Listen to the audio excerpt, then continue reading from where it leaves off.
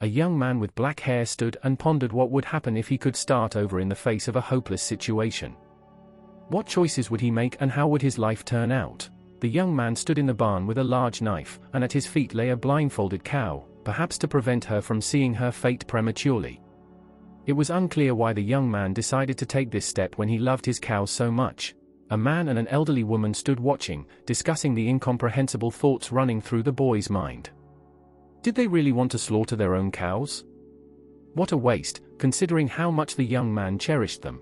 It was completely baffling what had come over the boy today. He had already raised the knife to the cow's head.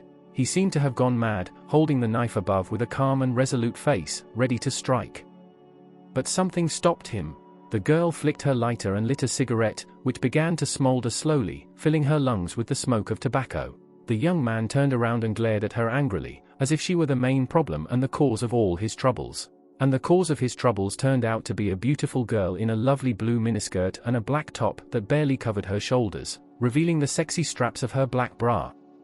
The girl continued to blow out cigarette smoke and, pointing the cigarette in his direction, started talking to the boy, saying that they should pretend yesterday was just a joke. Even if the boy carried out his plans with his cows, and even if he gave her $100,000 as a dowry, she still wouldn't marry him, and he shouldn't dream about it. The young man looked at the girl's beautiful blue nails and the smoldering cigarette, which burned like his love. The girl kept telling him that he wouldn't succeed, that her younger brother had already promised her $200,000 as a wedding gift, along with a car. And if the boy were left without his cattle, what would he do? She suggested burying that thought and forgetting about it. It was easy for her to say, but what if the boy's feelings were genuinely strong? The man who stood and observed this was surprised that the boy wanted to do this because of the girl and called him a fool. She wasn't worth it. The grandmother supported the man, saying that there were many unmarried girls in the village, and he should find another bride. But the boy didn't want to listen to anyone. He was determined and ready to do anything for his love.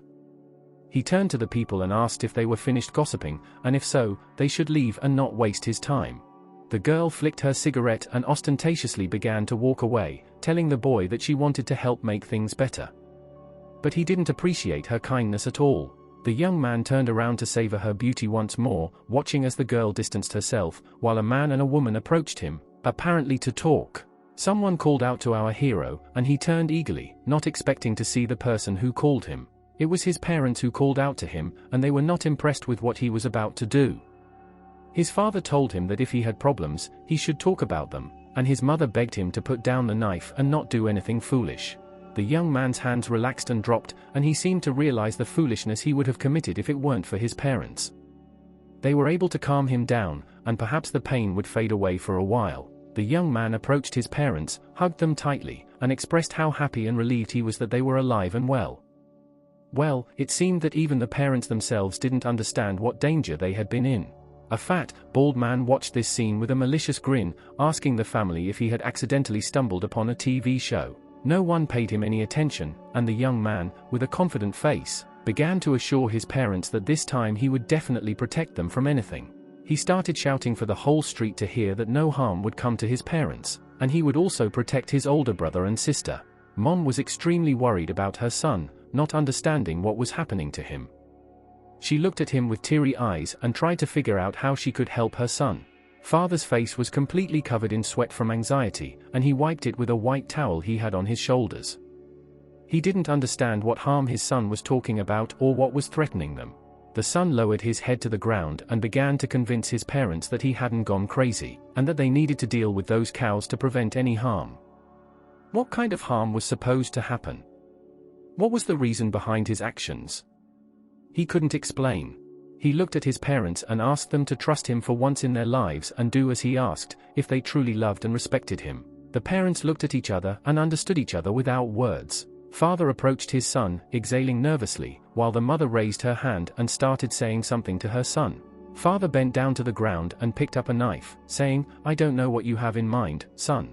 And the father walked towards the cows, talking to his son, mentioning that he was a university student, which meant he was smart and had much more knowledge than them, and that he understood something. The son looked at his father with a hint of trust and couldn't even imagine what would happen next. And a second later, the father raised the knife up with his right hand while embracing his son with his left hand, completely unaware of what was happening.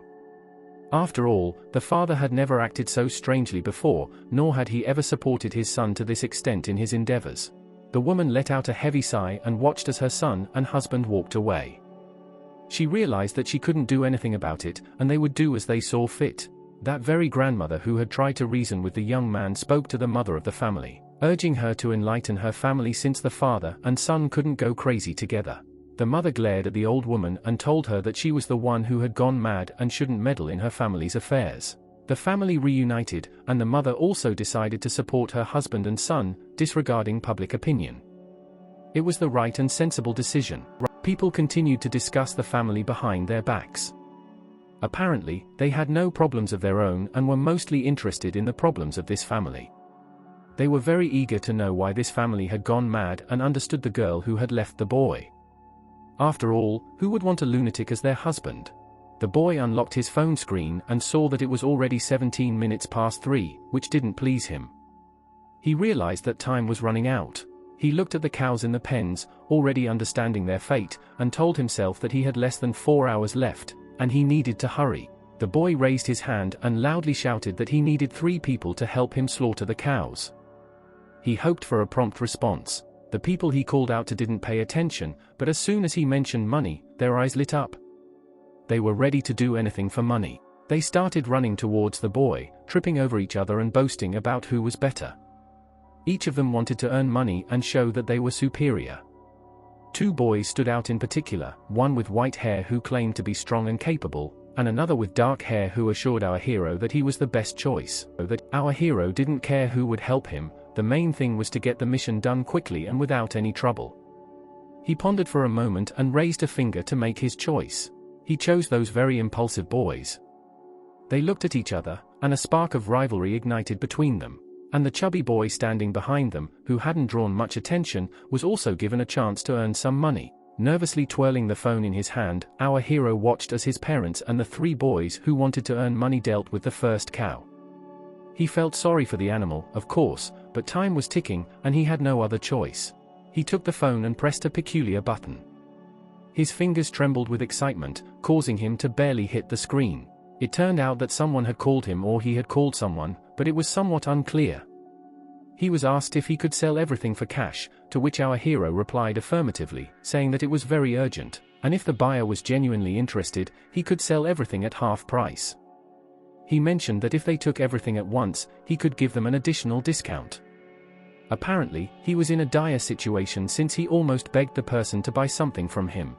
The car was driving through the city, raising dust in its wake.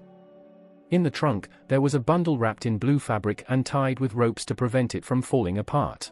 A red bag with white and blue stripes fell to the ground with a thud. He was ready, he had no choice. The young man stood there, counting the red bills, known as money, and deeply lost in thought. His parents tried to ask him something, but he didn't react at all. He was too absorbed in his own thoughts. With a very sad face, his mother told him that she had done everything as he had asked, and their family had incurred losses in tens of thousands. She didn't understand if such losses were justified. The son unzipped the bag, revealing the stack of red bills. There were too many of them.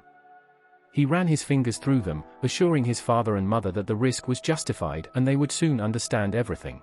He slung the bag over his shoulder and approached the car. He asked his relatives to hurry back home and not to show themselves until he returned. He instructed them not to open the door for anyone and not to leave the premises. These were the last instructions he gave to his parents.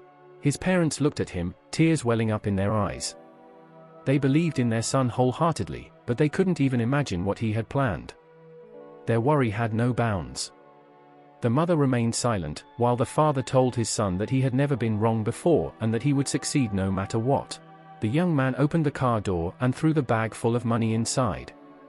His parents murmured something behind him, but they spoke very quietly, and our hero could only hear that they trusted him very much but could only support him at the moment. The son sat behind the wheel and closed the door, ordering his parents to trust him, lock the gates, doors, and windows, and not to venture outside. He repeated this for the 10th time, but he was extremely worried about his parents, so he would repeat it 100 times if necessary. The car sped off, and on the clock, it was already 11 minutes past 5. Our hero was deeply afraid of being late. From the bridge he was driving on, he saw his city for the last time. But he was not interested in it anymore. His thoughts were consumed with where to stock up on weapons, medicine, and ammunition. How many months' worth of grain supplies did they have in the cellar? He drove the car with one hand, the other resting on the armrest. His gaze was contemplative, and he knew that true chaos would begin in 2 hours. Now, it was up to us to understand what this chaos entailed. And here is what it entails. Suddenly, all animals, including livestock, mutate for no apparent reason. They become vicious and bloodthirsty, attacking humans. Those bitten by the animals start experiencing the same symptoms as the animals. And in this madness, people will lose their sense of pain and only crave flesh. If you get bitten or scratched, infection is inevitable. As a result, over the next month, more than half of the earth will become infected. They will be everywhere, and within a year, fewer than 1 million people will be left alive. It's hard to imagine since the Earth's population is 8 billion, and within a month, it will shrink to 1 million. Our hero remembers how, in his previous life, he panicked when faced with this situation and couldn't save his mother, brother, sister, or father. That's what it all comes down to. Our hero has arrived from the future to correct the mistakes of his past. He didn't intentionally arrive in the past, but since he has a chance to fix everything, why not give it a try? I think every person has dreamed of going back in time and correcting something. The car continued to speed through the city as our hero contemplated preventing the tragedy from happening again, and saving as many people as possible. With all the money he earned from selling cows and his other belongings, he bought various items in the city. More specifically, a diesel generator and a fuel reserve. He purchased all sorts of cables, flashlights, ropes, batteries, chainsaws, axes, shovels, and other defensive tools. He also bought a large quantity of emergency medicine, painkillers, antibiotics, and gauze bandages. These were the things he took the most. Lastly, he left the most important purchase for the end. He went to a factory with huge production pipes. At this factory, he intended to buy gunpowder. With his bag, he tried to enter a certain door and realized that if he managed to buy gunpowder, they would soon be able to seize the initiative in the early stages of chaos with firepower. He eventually managed to enter the room where a man was sitting on a chair, crossing his legs, and next to him stood an elegant girl who was likely his secretary. Their faces were in shadow, and the room was too dark to make out their features. But the man's face illuminated, and he clasped his hands under his chin, addressing our hero, saying that the security checkpoint had already informed him, presumably upon seeing the large bag on the young man's shoulder, and asked if he came for a major deal or just casually. Perhaps he was just the secretary's friend. Upon hearing these words, the secretary blushed and looked down. The young man slammed the bag on the table, making a loud noise, thereby showing the seriousness of his intentions and making it clear that he had not come here to joke around. He gave a stern look to the man and confronted him. Our hero had come to discuss matters, and after a long pause, he mentioned the man's name. His name was Lin Jie. He unzipped the bag, revealing stacks of red banknotes. He told the man that inside the bag were 100,000 in cash, showing that he wasn't joking.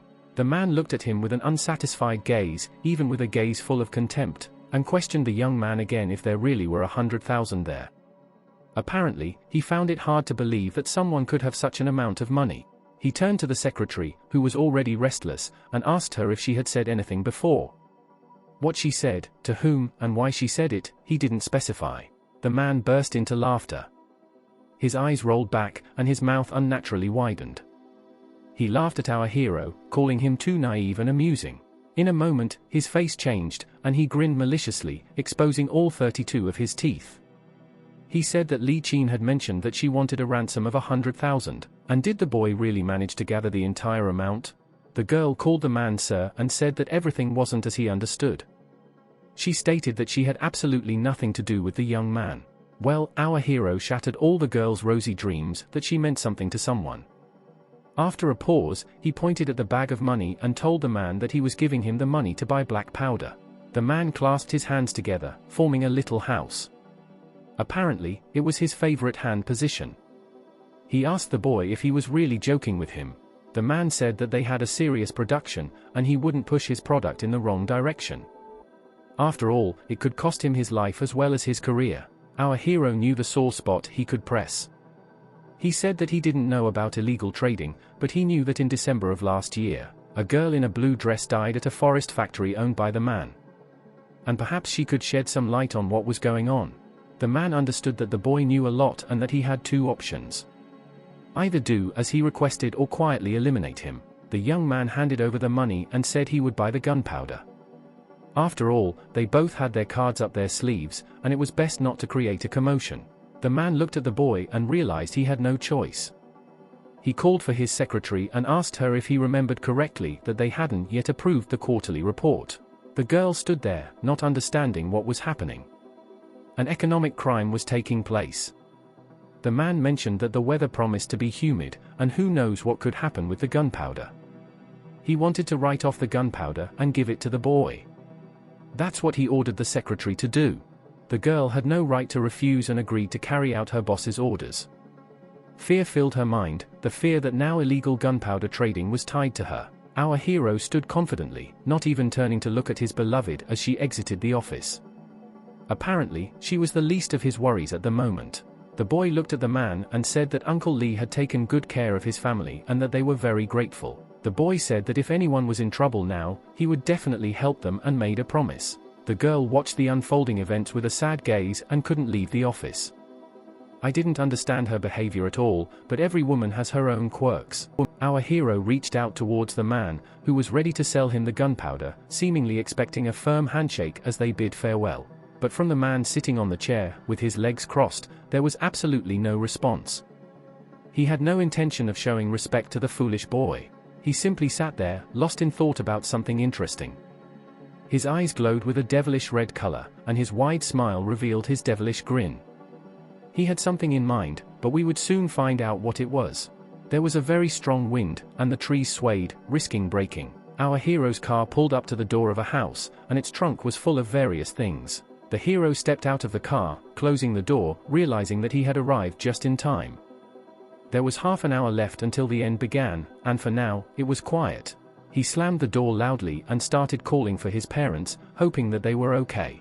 At first, there was no reaction, but then shouts could be heard from behind the gate. Someone shouted that they were coming to our hero. The gates opened, and a young boy peeked out. His expression was not very pleased, and he asked our hero what was wrong with him today. As it turned out, these two boys were brothers. Our hero was delighted to see his older brother, but the older brother was very unhappy that the younger one had sold all their livestock without consulting him. Our hero had no intention of justifying himself to anyone, and his brother was no exception. The boy went to the car, saying that he would explain everything later. He asked where their younger sister was because he missed her so much. To which the older brother replied that the sister had not yet returned. Our hero's breath stopped for a second. His heart beat even faster, and a sharp pain pierced his chest. Could his sister be in danger? How could she still not be home? In his previous life, at this time, his sister was already home. Our hero apparently didn't know about the butterfly effect, and this effect was happening right now. Even the slightest changes in the past, and not only in the past, can alter the course of events. Our hero's face became covered in a sticky sweat of fear. The boy swiftly opened the car door without even realizing it and told his older brother that he would quickly go and get their little sister. He turned to him and shouted that no matter what happened, they should not leave the gates. He said he would fetch their sister and come back. The brother tried to stop him from the open gates, but the car had already rushed forward, leaving behind only plumes of smoke mixed with dust. The older brother, looking at those brown clouds, managed to say only that his brother should return soon and unharmed. The car sped at a tremendous speed across the bridge, illuminated by a beautiful sunset. Our hero held onto the steering wheel tightly, trying to get the maximum out of the car because every second counted. He looked at the road, but his thoughts were elsewhere. He recalled that on the first day, it was the animals that turned into zombies, there were few mutated humans, and the school was located in a city where the danger was much higher than in the village. If his sister was still at school, irreversible things could happen. Our hero promised himself that this time he would not let any of his loved ones die. He was so lost in his thoughts that he didn't even notice a dog or perhaps a wolf suddenly darting across the road in front of his car. Braking at the very last moment, he still couldn't avoid the collision, and the animal was thrown away from the car. All that remained was a bloody fountain in the air. Our hero hit his head hard on the steering wheel. There would probably be a bump at the point of impact. The car left behind a very long skid mark, and the animal's body was scattered all over the road. Our hero touched the sore spot on his arm and tried to understand what had happened, but then his gaze caught something terrifying. He looked in horror at what was happening on the road. The creature he hit didn't die but, on the contrary, gained a new life. It was a zombie dog. Everything started much earlier than last time, and our hero realized that he had less and less time, maybe no time left at all. The events take us to the school, where we are about to hear what happened there an hour ago. 3 students sitting at their desks were discussing our hero and couldn't understand how he could do such a thing. How could he sell all the family's livestock for a girl? To the children, it seemed very foolish, but they didn't yet understand why he did it and what danger awaited them. The girl raised her phone, saying that it was the #1 news in the whole district. The girl turned back to the girl who was sitting and diligently writing in her notebook. This girl was our hero's sister, who was being severely bullied for what her brother had done. So, the girl who turned to her asked if she was ashamed of her brother. Our hero's sister was a smart girl and understood that there was no point in responding to provocative questions. She simply continued silently writing in her notebook. But her classmates wouldn't calm down. The girl said that the girl for whom the livestock was sold now works at a fireworks factory, and her brother has completely lost his mind, as well as their whole family. Our hero's younger sister, tired of hearing this nonsense, stood up from her desk and was probably ready to leave the classroom. Her classmates continued to taunt her. That same girl showed her a photo of her brother on her phone and said that her parents allow him to do such things. The sister hit the hand of the bold classmate who continued to say that their family had gone insane and knocked the phone out of her hand. The phone fell to the floor, bouncing several times before stopping and falling. The owner of the phone jumped up and took a fighting stance, apparently preparing to seek revenge for her phone. Our hero's sister headed towards the exit of the classroom, no longer wanting to listen to this nonsense. She had had enough, but that bold classmate didn't intend to let her go and asked where she was going. Someone started picking up the troublemaker girl's phone from the floor. The teacher entered the class, and our hero's sister deliberately began to speak loudly about the phone. She apologized for her carelessness and for dropping the girl's phone. She promised to return the phone to her right away. The teacher looked displeased at the situation. Our hero's country was incredibly smart if she had come up with such a plan. She drew the teacher's attention to the phone, which was prohibited in the school. The teacher said that the school rules state that phones are not allowed, and apparently, the previous confiscation of the phone didn't teach the girl anything. She went to her desk with the phone, telling the girl that she would now report this situation to her father and return the phone only to him. The teacher ordered our hero's sister to return to her seat and not disrupt the lesson. The girl was very pleased that the troublemaker had been punished. She passed by her tormentor, smugly saying that she was sorry that things turned out this way and that she didn't know the teacher would come so early. She knew everything perfectly well, and that was the essence of her plan, but she needed to rub it in the face of her tormentor. The troublemaker girl only made a dissatisfied grimace since she understood that it would be better not to do anything in her situation. Rain drummed on the school roof, trying to play some interesting melody. People opened colorful umbrellas over their heads to avoid getting their work clothes wet. However, these people didn't understand that very soon they might not need those clothes anymore. But retribution apparently came to our hero's sister, and she sat on the floor after hitting her head against the classroom wall. As it's easy to guess, the culprit of this flight was the same troublemaker girl who said that our hero's sister was very brave recently, but now she was suddenly silent. She grabbed her by the hair and tried to lift her up, intending to inflict as much pain as possible. She wanted to hear an explanation from this wimp or even better, receive an apology. Tears welled up in our hero's sister's eyes. If only she remembered that she was supposed to be on duty with her today, then she wouldn't have done that to her phone. The girl took out a utility knife and extended the blade, probably to scare her, or maybe she really had evil intentions. With one hand, she grabbed our hero's sister by the head, and with the other, she started bringing the knife close, saying that if she remained silent, she would open her mouth herself. Our hero's car raced down the wet street, and he hoped to make it on time. The school was very close, and he kept glancing at the time on the dashboard of his car to always be aware of what was happening.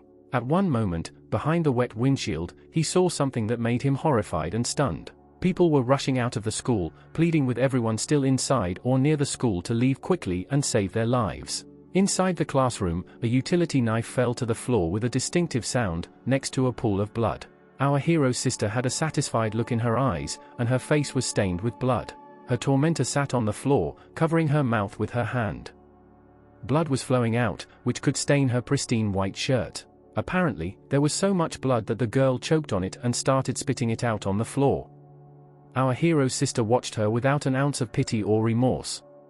The tormentor got what she deserved. The girl asked her if everything was all right, although the amount of blood indicated that things were not particularly good. Our hero's sister stood up and started running towards the exit to quickly escape the crime scene. Her tormentor continued to pour blood onto the floor. The girl ran out onto the school balcony and started shouting that there was an injured person inside the school building, bleeding profusely, and that she urgently needed help. But outside, nobody paid attention because the street was filled with people's screams caused by zombies feasting on flesh. The girl looked at this scene, not understanding what was happening. She was facing a danger she couldn't even suspect. If she had turned around, she would have seen a student who had been infected and was eagerly staring at her, seemingly anticipating the taste of her flesh. The zombie lunged at the girl. Just a while ago, it was an ordinary student, but now it was a merciless zombie with demonic red eyes and green skin. It stuck out its tongue towards the girl, ready to include her in its ranks. The girl sat on the floor, and the zombie flew over her, apparently not expecting such a move. She covered her ears with her hands, hoping it would help and the zombie would leave her alone. At that moment, another zombie, the one who had tried to bite our girl, crashed to the floor with a distinct sound. But that was only half of the problem because the tormentor appeared in the doorway, but now as a zombie. She noticed our hero's sister and her red eye lit up. She couldn't take revenge as a human, so maybe as a zombie, she would exact her full revenge. Our hero's sister didn't understand what was happening and began to step back in fear, begging her classmate not to touch her, as she was still so young. The classmate attempted to touch her with her hands, but the girl shielded her face from the zombie's repulsive hands. But the zombie classmate had no intention of stopping and continued reaching for our hero's sister's eyes with her hands. In a few seconds, something irreversible could happen, and our hero would blame himself for it for the rest of his life. The school building was filled with rain, and the sounds of wild screams of fear and hatred echoed from within. Our hero's sister was saved by her brother, who managed to kick away the zombie classmate at a distance with a well-timed kick. The girl was in complete shock from what was happening, and her brother's unexpected appearance shocked her even more, but the zombies were not giving up.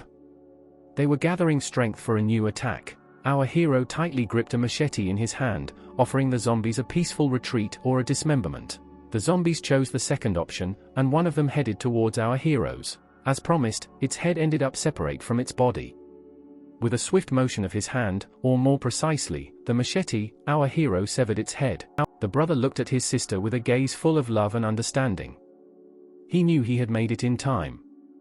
He said he came to make fun of his sister and save her. The girl blushed deeply and didn't say anything in response to her brother, tears welling up in her eyes. Outside, undeterred by the rainy weather, the zombies continued to roam and search for their victims. The unstoppable process had been set in motion. The weather outside was not improving, but fortunately, it was not getting worse either. The pouring rain continued unabated. On the road lay the body of a girl in a pool of blood, being gnawed on by a zombie. At one moment, the zombie was distracted from its engrossing activity and noticed a car approaching from behind. It decided not to run, a decision it would regret within seconds. Whether zombies are capable of regret remains unknown, but the car hit it from behind, sending it flying through the air. Only bloody traces remained in the air and on the bumper. The girl sat in the front seat, buckled up, and absent-mindedly tried to wipe the blood off the window. Of course, it was impossible since the blood was on the outside, but the girl was so lost in her thoughts that it didn't matter to her. Suddenly, she looked at her brother and started shouting with joy. She drew attention to herself to ask her brother a question. With her innocent face, she asked her brother if all this resembled a zombie game and if it was all real. And the kick he used at school seemed like a superhero's strike. The girl was propelled far away from the impact of the kick. This question infuriated her brother because how could his sister compare a genuinely life-threatening situation to some game? Without taking his eyes off the road, he told his sister to stop asking silly questions and if she was scared, she should just cry. He would understand and wouldn't laugh at her. The girl fell silent and didn't reply to her brother. Or rather, she didn't know what to say to him, as he had recently saved her. The car traveled the same road as in the morning, but now the world's situation was completely different. How quickly life can change. The brother started talking to his sister and told her that with each passing minute, there were more and more zombies devouring people in the world, and they needed to learn to adapt to it. And to keep on living, no matter what. He lovingly looked at his sister and assured her not to worry because he would always be by her side to protect her. Their family would be safe, and everything would be fine. He made that promise to his sister. The sister smiled radiantly, closing her eyes with joy, and she was glowing as she said she believed her brother. Night fell, and the full moon sparkled in the sky. The city was still awake, and many windows were lit. It makes you wonder if everyone already knows what is happening. Our heroes knocked on the gate, and a frightened family opened it for them. The parents were overjoyed that their son and daughter had returned unharmed. Our hero looked at his parents with a weary gaze and asked them if everything was calm and if nothing happened while he was away. To which the mother, embracing her daughter, said they had recently heard screams outside but she and her father hadn't dared to go out. Now everything seemed quiet. Our hero pondered and diverted his gaze from his parents to immerse himself in his thoughts. He remembered that in his previous life in the village, there were very few people left, and the mutated ones feared the sunlight. So, they had enough time to prepare defenses for now. But their main task remained to survive the night. Our hero's older brother asked why he had bought so many things, but then he realized that it all seemed like a disaster. Closing the car door, our hero told his older brother that all explanations would come later, and for now, all the men in the family should help carry everything from the pickup truck into the house. And they should hurry because the main phase of zombie activity was about to begin. Our hero showed the machete strapped to his belt to his relatives and told them that, no matter what happened, they must guard the house. He would be away for a short time and would return soon. The mother was deeply worried about her son, and her expression changed instantly. She didn't want to let him go, but her daughter insisted that the mother shouldn't interfere because they needed to listen to their brother since he was able to foresee this catastrophe. The sister, it seemed to me, began to suspect something, but she didn't show it. Perhaps she was the only one who understood that her brother was behaving differently than usual. Memories from school started coming back to the guy, and he realized that his sister's intuition was not lying. His body behaved differently at school, and now was the perfect time to test it. Our hero was leaping across moonlit rooftops. He believed that amidst all this chaos, he should find someone with the same abilities as his previous life. That would give them an advantage and increase their chances of survival. A grand mansion illuminated by the moon was shown to us, where someone was shouting that they couldn't take it anymore. Some people, seemingly insane, were banging on the windows of the house. Behind those windows stood a beautiful, long-haired girl, trying to hold back the onslaught of these people. She screamed that they needed to hurry, and she knew they were worried about their loved ones, but the zombies were about to break through. The girl was right, and a glass shattered near her face, revealing an inhuman hand emerging from the hole. Two men armed with wooden clubs stood there, waving them and saying they found weapons, warning the stranger to leave. The girl stepped away from the glass and decided to leave all these questions to the guys who were already prepared. Suddenly, fear flashed in her eyes as she looked towards the wall she had just left. The wall collapsed, and hordes of bloodthirsty zombies poured out from behind it. The guys stood there, watching everything in complete shock, paralyzed and with diminished chances of survival. One of the zombies fell to the ground, apparently breaking its neck upon impact, as the fall was accompanied by a distinct crunch. After that fall, the zombie didn't get up anymore. The girl turned around to look at the zombie, making sure it would no longer pose a threat to anyone. She looked towards the wall and couldn't understand how such a thing had happened. The zombies that were supposed to tear them apart suddenly turned out to be dead and no longer posed any danger. The reason for this turned out to be our hero, who climbed over the zombie corpses with his faithful cleaver. The men looked at him, their mouths agape with surprise. It was the same fool who sold the cows for the girl. The man with glasses even adjusted his glasses to get a better look at him. Our hero gave the girl an angry glare, as if he wanted to incinerate her. The girl widened her eyes, not understanding what was happening. The guy scared her a lot. Another moment, and the girl would have been dead, but her life was saved by our hero, who swiftly reacted and decapitated the zombie that threatened her life. In one swift motion of his cleaver, he sent the zombie's head flying, and blood fountains scattered across the room. The girl squinted in surprise, trying to remember her hero's name. The guy grabbed her face, as if he wanted to kiss her, and answered her question with his gaze. He squeezed her cheeks and, upon closer inspection, realized that she was the same girl whose body was not infected, and she could be useful to him. The girl resisted such treatment and didn't understand what the guy wanted from her. And the guy remembered that in his previous life, this girl was Xia Binbin, a ruthless zombie destroyer with a massive rifle. Now she looked nothing like herself, and that needed to be corrected. Terrified, the girl recoiled from the guy, thinking he was a pervert and that something bad would happen to her. Out of politeness, the guy asked if she had any wounds or scratches and if she had been bitten by any zombies. The girl replied that no one had bitten her, and she didn't need any help. An elderly man watched our hero, not understanding what was happening. He was completely different from himself. The guy with glasses grabbed a bat and stood up in defense of the girl.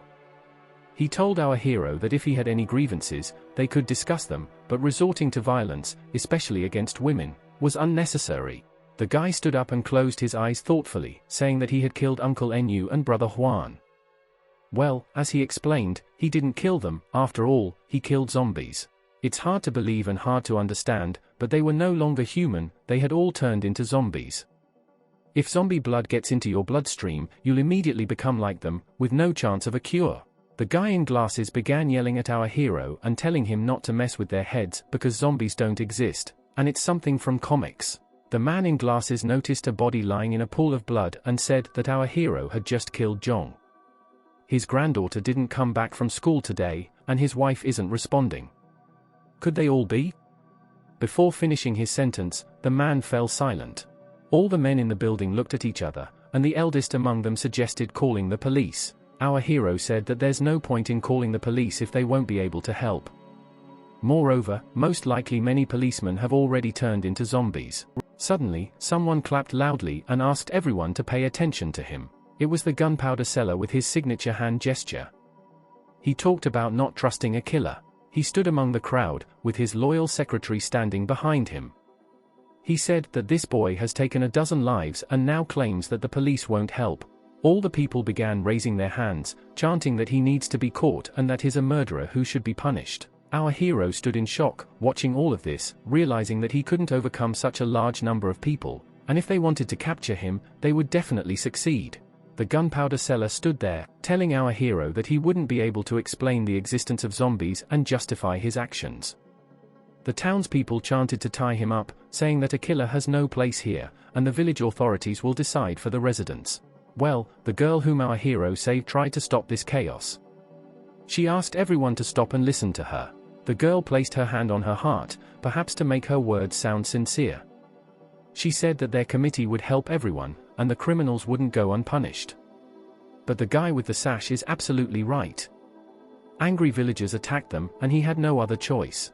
Our hero wasn't completely satisfied with this outcome, but he could at least thank the girl for trying to do something to justify him. The guy shrugged his hands towards the crowd and said that he would prove to everyone that it's a zombie, and that he seems to have an idea where the family members of all these people are. People stood there, looking at each other, not fully trusting the guy. And he said that anyone who would go with him would believe his words. The guy looked at the gunpowder seller and told him to come with him. After all, Linja doubts him. Our hero can show him everything. The gunpowder seller nervously adjusted his tie, apparently deciding to take this scary step. The eyes of Linja were filled with contemplation. He believed that this guy was too suspicious. Earlier in the day, he had stocked up on a large quantity of supplies and gunpowder, and in the evening, all these strange things started happening. Whatever the case may be, if our hero knows about the incident with the girl in the woods, he must take that secret to the grave. Our hero stood there, spreading his arms, continuing to convince people that zombies exist. He said that in the village, a bunch of people disappeared out of nowhere, and the place is very remote, surrounded by forests. The guy approached the gunpowder vendor closely and kept pressuring him. If the gunpowder vendor considered him a killer and believed that zombies don't exist, then it wouldn't cost him anything to go with him. Or did he actually get scared? Linja continued to make excuses. He said that he was just an ordinary person from the common folk and feared such a cruel killer like our hero. They stood there, looking at each other, while the gunpowder vendor continued to speak. He couldn't disgrace himself in front of the people and said that for the safety of the village residents, and to determine the whereabouts of their missing relatives, he was obligated to go with him. But he would bring a couple of trusted individuals with him. He said these words and smirked, showing his gang of thugs standing behind him. The girl our hero saved, sensing that the gunpowder vendor had something bad in mind, decided to go with them. However, her friends didn't think the same way. A man in a white shirt said that it was too dangerous, and the guy with glasses said that they shouldn't act rashly until they figure out what's going on. The girl looked at the men with disdain and said that since they were members of the village committee, they were obligated to take the initiative if the village secretary wasn't with them. The guy observed the situation from the sidelines and out of curiosity asked where the secretary had gone. As it turned out, today, after lunch, when news started coming in about the missing villagers, the secretary went out to search for them and never returned. The guy with glasses lowered his gaze to the floor and said that his wife had also disappeared, and there had been no news from her for a long time. Our hero contemplated something, realizing that his suspicions were correct and that there were already a lot of zombies in the village, and the zombies that made it into this house were just a small part of the whole problem.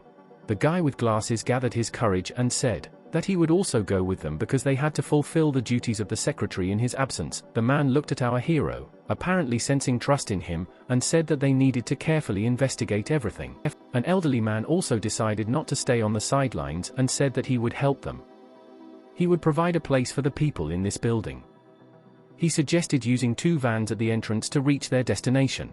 The events moved to the forest, where the entire group of people who didn't believe in our hero was inspecting a white car. The girl examined the car with a flashlight and realized that it closely resembled the secretary's car. The elderly man touched the hood with his hand and, based on its temperature, understood that the engine had been turned off recently, which means that the secretary was somewhere nearby. The young man with glasses tried to call the secretary, but the phone was unreachable. Once again, our hero immersed himself in memories from the past, realizing that the previous wave of zombies started 3 days later, and they were heading in this direction. Back then, there was no opportunity to investigate the source of that horde. If the timing coincides with the past, they would be able to solve the problem of that horde now. But his main task was to gain the trust of the girl who could greatly help him in the future. The guy told everyone that they were in the right place and that they now needed to venture deeper into the forest and be observant. The group of people started searching, combing through the entire forest in search of the secretary.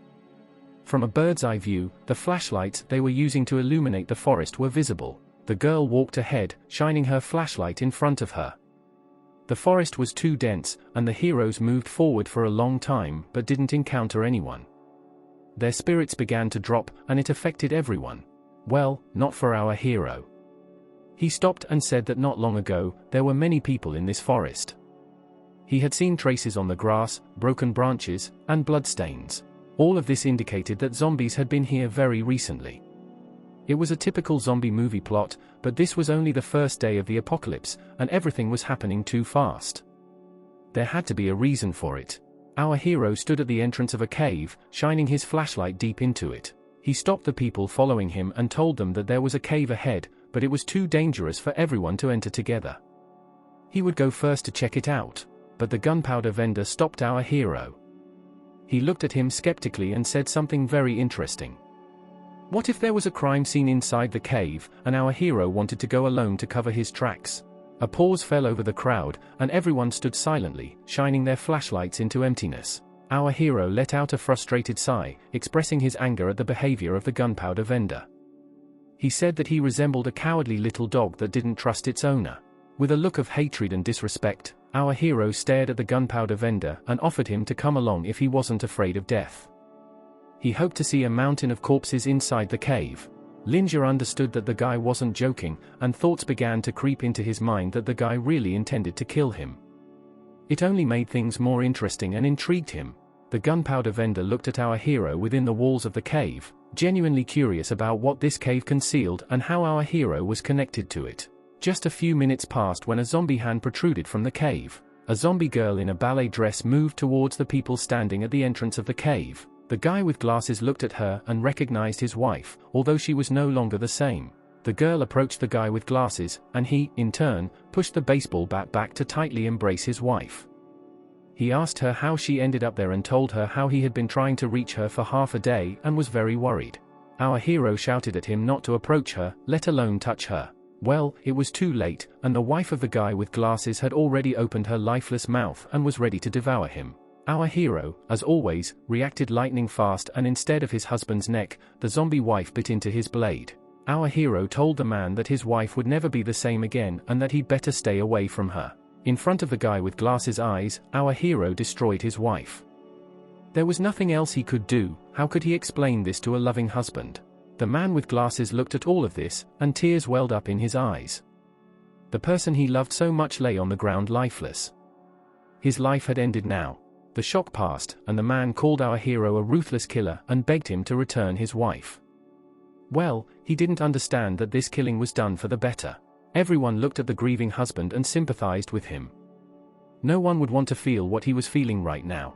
The man in glasses grabbed a bat and swung it at our hero, seeking revenge for his wife. Our hero was not that simple, and with a single blow, he sent the husband to the ground.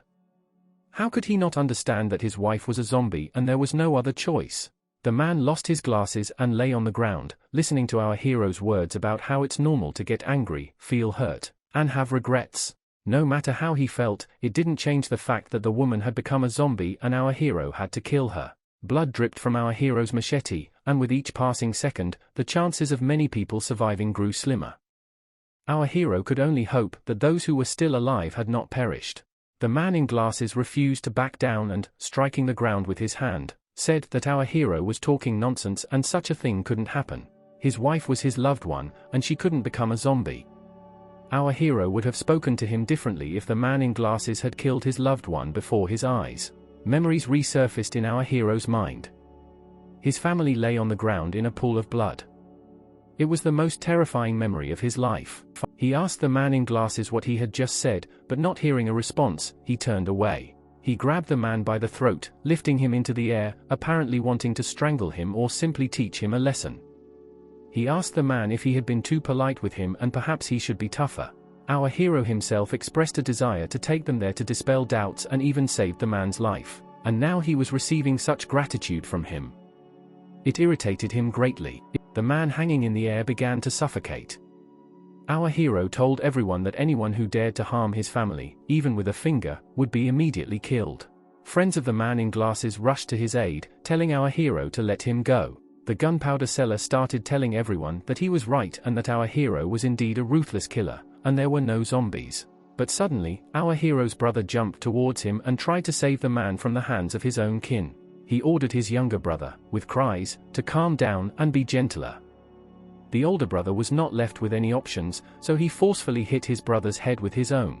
The man in glasses finally fell to the ground, finally able to breathe fresh air. His life was saved. The older brother sat beside the lifeless body of his restless younger brother and began to stand up. Our hero regained consciousness and recognized his tormentor in the face of his brother. The older brother looked at him with a look of admiration and called him a fool. But he was glad that he had regained his senses. He extended his hand to his younger brother and said that he was not supposed to be home, and everyone was getting worried. The man in glasses continued to cry on the ground, blaming himself for his wife's death, for not being able to protect her. The older brother of our hero approached the grieving husband, trying to cheer him up. He said that even though he didn't want to admit it, deep down he understood that his wife couldn't be brought back. Although his brother was a fool, he had saved the man's life. The man's feelings were, of course, understandable, and the brother offered to hate him instead of our hero. He extended his hand to the man in glasses and said that they had to keep living and that he was needed by the villagers. The man started to get up, saying that he had to save the people in his village. Our hero looked at the whole scene and understood that his older brother, despite being different, was always ready to come to his aid and bring comfort. Although they were brothers, their characters were different. The older brother had always been popular, while our hero never had any friends. No matter what happened, the brother was always there, protecting and helping our hero. Our hero approached his brother and the grieving man and hit his brother on the shoulder for no apparent reason. He began to walk away, mentally telling his brother that it was his time to protect. From the cave, a wild scream could be heard, indicating that not all zombies had left. The girl, upon hearing the voice, immediately recognized its owner. It was the voice of the secretary who urgently needed help. She was about to rush to assist when our hero blocked her path, telling her not to act rashly. Strange sounds continued to emanate from the cave. The ward of the gunpowder seller stated that it was true, there were zombies, and that the girl was indeed a zombie. To this, his owner said it was all nonsense and that he would go there to prove that there were no zombies. However, one of the brutes stepped forward, apparently trying to impress his owner, and said he would go into the cave. The man entered the cave and started shouting at the one who was supposedly playing pranks, telling them to come out and stop scaring people. Suddenly, his flashlight slipped from his hands, and the man disappeared from sight. Everyone was bewildered and didn't understand what had happened. Perhaps only our hero understood what was going on. Inside the cave, only the lower half of the man's body remained. The upper half of the man's body was held by a zombie, surrounded by a massive crowd of its kind.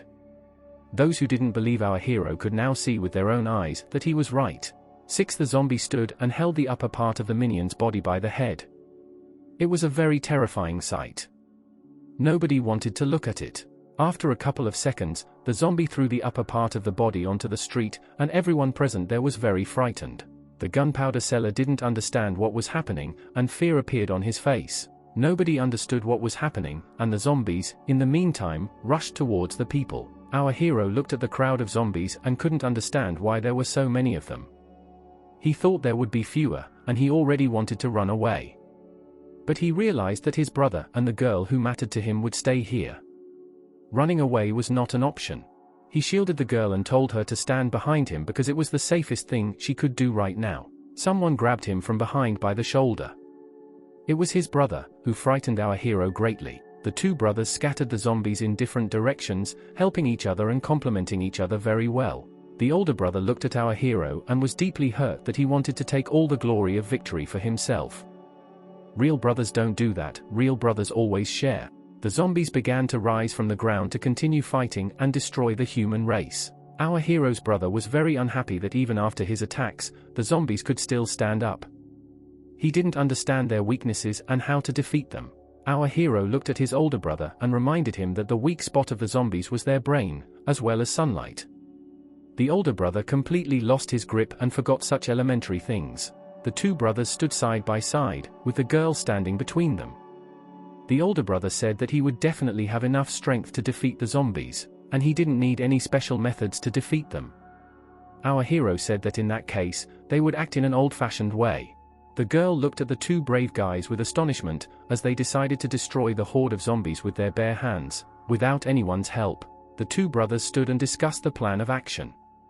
The older brother intended to fight the zombies in hand-to-hand combat, while the younger one had a machete, making it much easier for him to destroy the zombies. The zombies glowed with their red eyes and opened their foul-smelling mouths, apparently wanting to bite our heroes, although it was clear that it was their only desire. Our hero's older brother commanded him to attack and rushed forward. Our hero flew down from the air towards the zombies, while the older brother attacked the zombies on the ground. Blood was flying everywhere, as well as zombie heads that were being severed by the machete.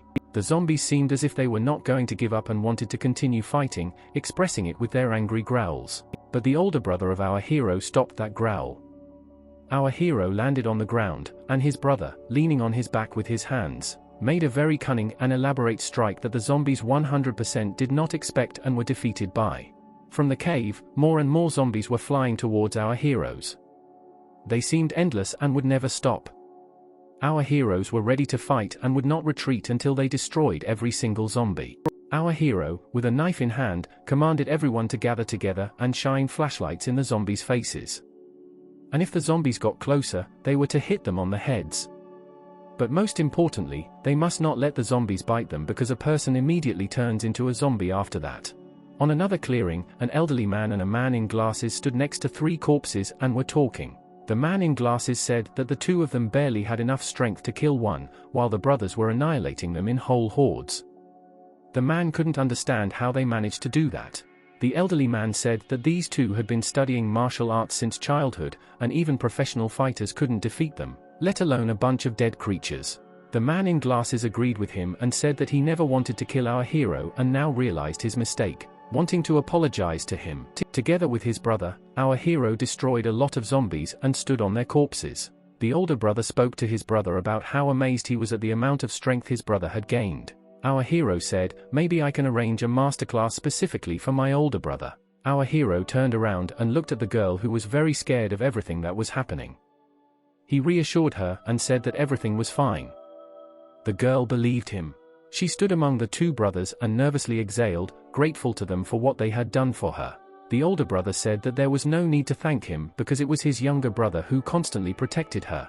Our hero decided not to listen to this and waved his hand as he started to move away from his brother and the girl. Ju says he wants to see if the others are okay and leaves. Mr. Lin's subordinates were bitten by zombies and could turn into them at any moment. The men did not want to die and called the boss for help. Before they turned into zombies, they were killed by Ju, and Lin heard their screams while hiding behind a tree. He was scared and hoped that no one would find him, but the guy found him and was surprised by his luck. Ju tells the man to keep hiding and be quiet if he wants to survive. The guy left, leaving Mr. Lin by the tree. The man was afraid to make any sound and mentally planned to take revenge on the guy. Meanwhile, the survivors examined the surroundings, and Bing Bing says that she definitely heard someone's voice. The young man returns and everyone hears a cry for help from the cave. The girl understands that this voice belongs to the secretary. Ju says that he will check who it is himself, and the rest should return to the cars. Suddenly the older brother says that he will go with him to cover his back. The guy agrees with his brother, but tells the others to return. Bing Bing doesn't want to let them go into this cave alone, but Ju replies that they will only interfere with them and the two of them will try to find the secretary. Uncle Neo agrees with the guy and he tells Huang and Bing Bing that the village needs them. They began to return, the girl could not object, and simply looked back. The guy wanted to prevent the zombie horde that would appear in a couple of days, because he didn't want any more victims. He hoped that the girl would protect the survivors in the village. The brother asks if it is still possible to save the secretary, to which the guy replies that if he has already been bitten, then there is no way to save him. The guy says that Bing Bing came to the village as a student to become a village official and she needs the help of a secretary. Suddenly Ju tells his brother to stop. In front of them lay the dried corpse of a man. Ju immediately realizes that something is wrong because, unlike other zombies, this one has become a mummy. Suddenly, Derek shines his flashlight into the distance and finds the secretary. The light from the flashlight fell on the back of a man who was calling for help. The man was overjoyed and started shouting that everything was okay and they would save him. Saying "I'm so hungry," the man turns around and it was no longer a man, but a real monster.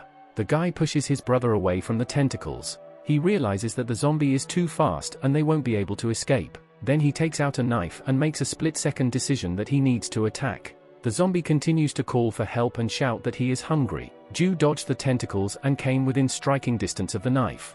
He hit the zombie directly in the head, but did not have the expected effect. The knife was unable to cut through the head, and the guy is surprised at the hardness of the skin.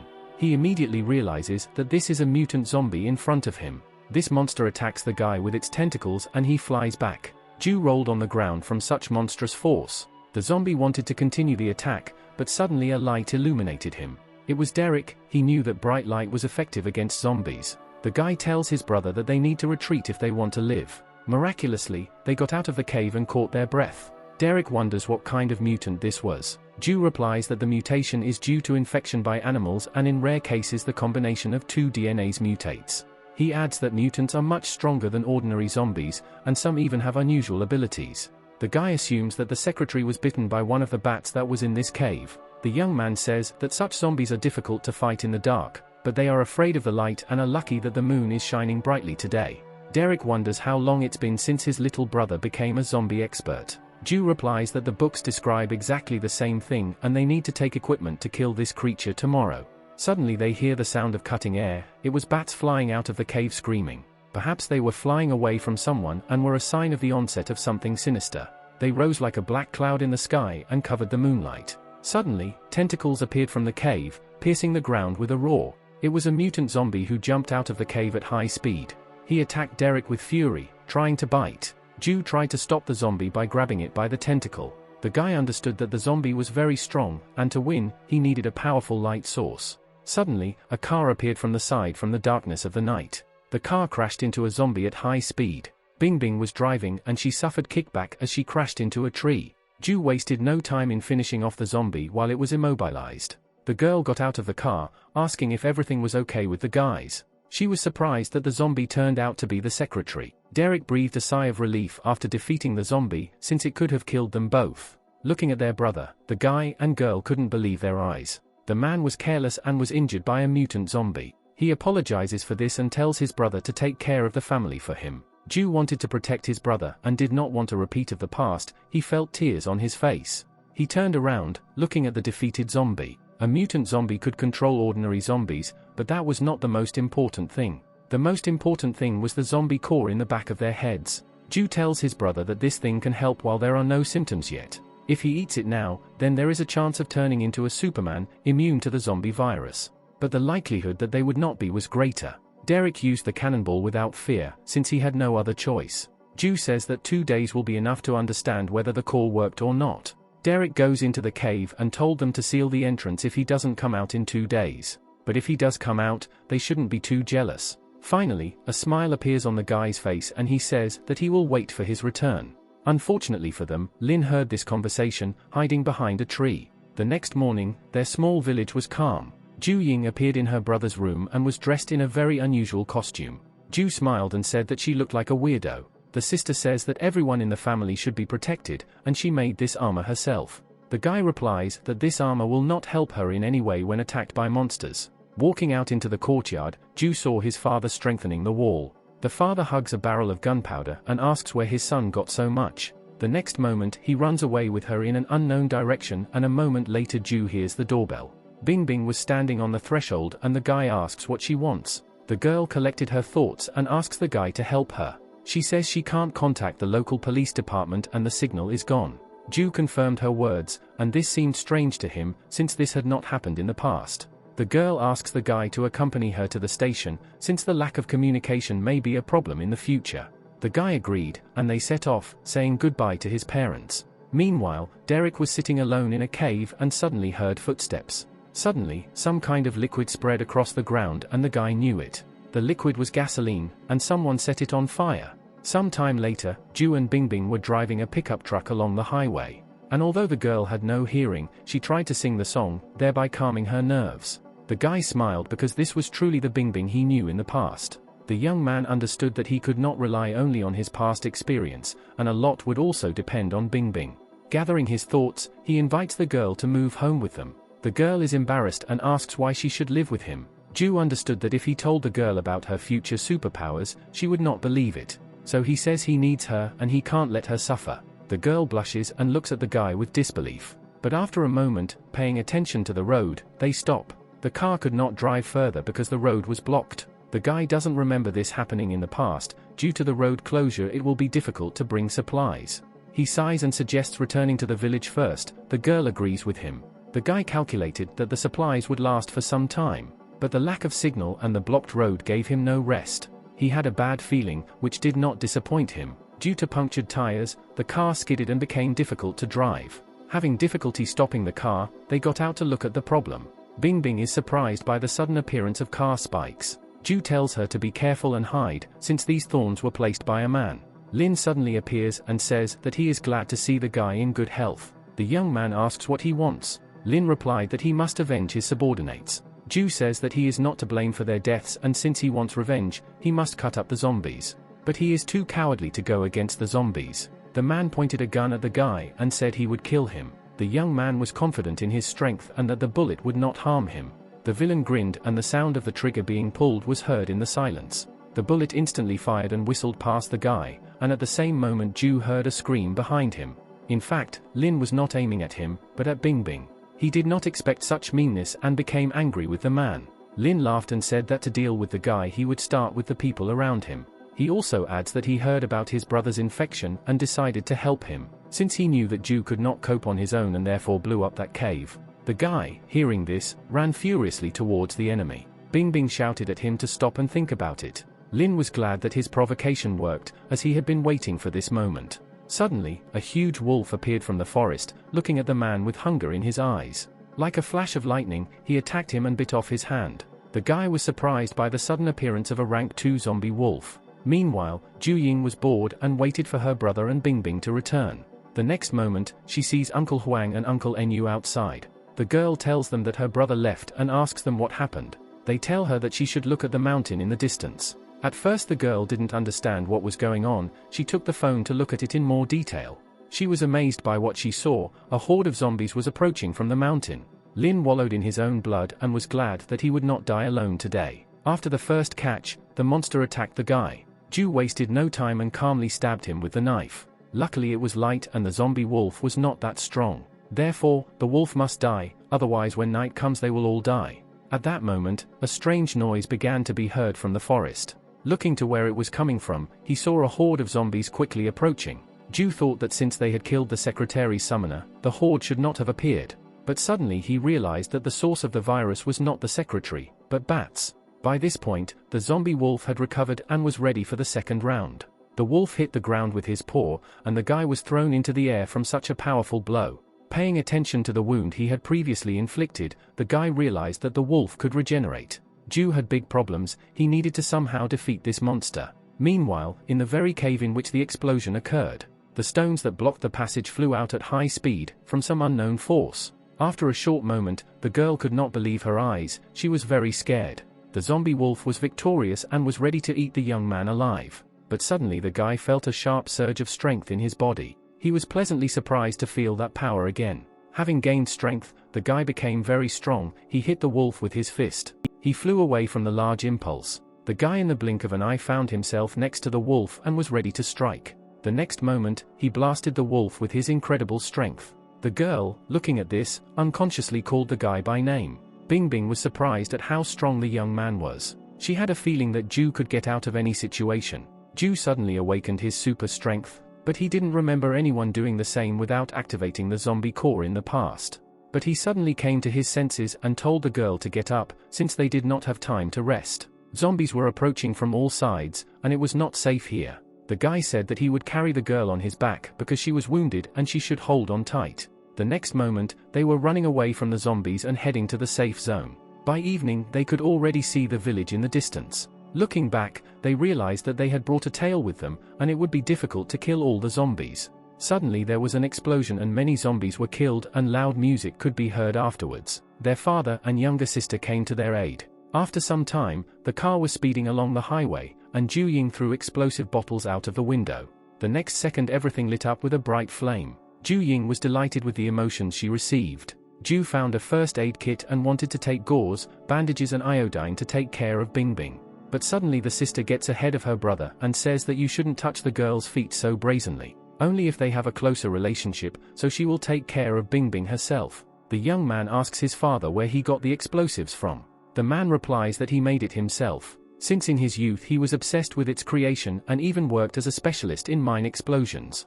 But, unfortunately, after the ore was depleted and he was fired, he never touched dynamite. They finally made it home after a grueling battle with zombies. Suddenly they hear a loud scream from the house and realize that something is wrong.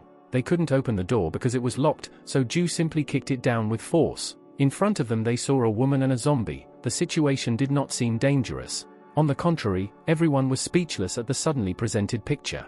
A woman was beating up a zombie who used to be from a neighboring village. Ju asks his father when his mother learned to fight so well, to which the man replies that in her youth even 5 people could not cope with her, but after they met, she became softer.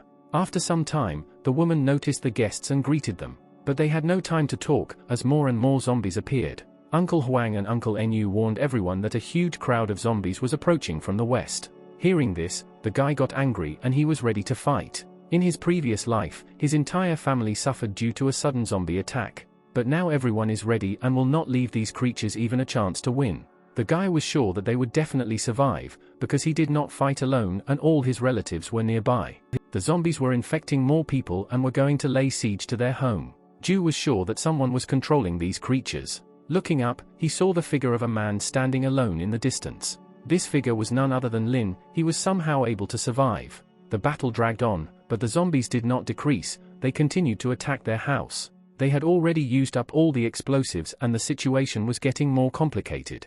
Zombies were everywhere, and the guy felt that they had tactics. Since the zombies had been advancing for a long time, everyone was tired from such a long battle. At a rapid pace, zombies filled everything around. Ju tells everyone to go to the courtyard and hold the defense there, and he will take over the rest. The next moment, a crowd of zombies attacked him and a mountain formed. The guy activated the Bloody Buddha ability and destroyed all the zombies. He felt his blood boiling in his body and a force awakening that could destroy everything in its path. He had seen in his previous life how one commander of the Dawn Army had the same ability. Somehow, his Blood Buddha ability was much weaker, but that didn't matter at the moment, since he had to deal not with a crowd of zombies, but with the one who controls them. Meanwhile, everyone fought with the zombies and did not let them go further. Auntie covered Bing Bing's back and asked if she was okay since she was injured before. The girl thanks for the help and asks where Ju ran away to. Ju Ying replies that her brother is now definitely crushing all the zombies left and right.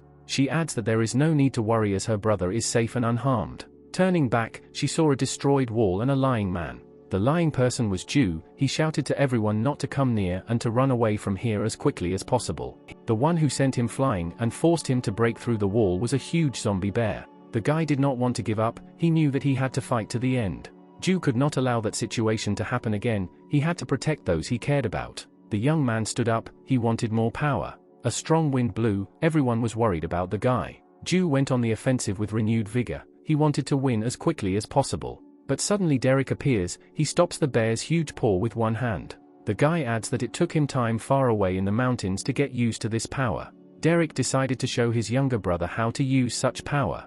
The bear flew several meters, kicking up dust and stones along the way. But the monster is not dead, so Derek tells Cho to mind his own business, and then he can handle it himself. The young man was glad to see his older brother and says that he leaves everything to him. After some time, the young man looked at his opponent with coldness in his eyes. In front of him stood the renewed Lin, who threw away the pitiful human body. The man felt like a king. He not only retained his sanity, but also could control a crowd of zombies. Lin thanks the guy for cutting the zombie wolf into small pieces. Only with his help was he able to easily get the core and eat it. The next moment, Ju cuts Lin in half.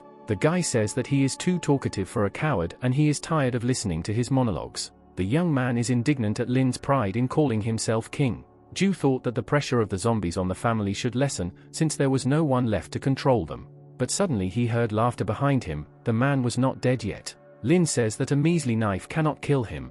The guy immediately realized that the man had been given the ability to regenerate that wolf. Lin became very fast. Ju didn't even see his movements as he appeared behind him. The mutant says that resistance is useless, and he will kill them all, and then they will join his army. It is precisely because people are just cattle that he brought zombies here to clean out this place. Meanwhile, the hole in the wall was sealed with a sheet of steel, and the zombies kept pushing with more force. Uncle Neo was already at the limit of his strength and said that if this continues, he will not be able to stand it. Jack said to wait a little longer until his sons figured everything out. Suddenly, a huge zombie bear falls onto the temporary wall. The next moment Derek appears and says that although the battle was difficult, now these beasts can close any gap. But Derek could not go to the aid of his brother, since there were still a lot of zombies. He believed that Ju could handle everything. Meanwhile, Ju's battle with the mutant was not in his favor. The difference in strength was colossal. Lin won easily and was upset by the guy's weakness. Suddenly the guy stood up and swung a knife at the zombie. Ju was furious that Lin didn't care about him. He was ready to kill him because he wanted to raise his hand against his family. Although the zombie was injured, he recovered before our eyes with unimaginable speed. A second later, he lunged and attacked the guy with his claws. The mutant zombie had not only great speed and regeneration, but also by force, which did not require proof. The guy was injured, which meant that the effect of the bloody Buddha's ability did not work. Lin had at least a little fun, because he thought that his claws would immediately reach the internal organs. Ju realized that his stamina was declining too quickly and he would not be able to maintain his ability for long. This meant that the next attack would determine the outcome of the battle. Lin himself did not know the limit of his power, and a moment later he inflicted another wound on the guy. A grenade appeared from the guy's sleeve and he threw it right at the zombie's face. Upon contact, an explosion occurred and smoke rose. Lin laughed and said that an ordinary grenade would not kill him. But, looking around, he realized that Ju had fled with his tail between his legs. The man laughed because running away was useless, because he could find him by the smell of blood. He added that Ju could run as long as he wanted, but in the end, he would kill him. Meanwhile, the young man hid in the store, catching his breath and healing his wounds. Somehow, with the help of bandages, he managed to stop the bleeding, and the fact that his ability helped heal wounds was a pleasant surprise. But, despite this, his forces were running out, and they were only enough for one attack. Outside, Lin came to the smell of Ju's blood. He was surprised that the guy chose a gas station store as the grave site. The man immediately saw a trap consisting of gasoline, a wire rope and a grenade. He laughed at the guy's stupidity, as he had no intention of falling into the trap.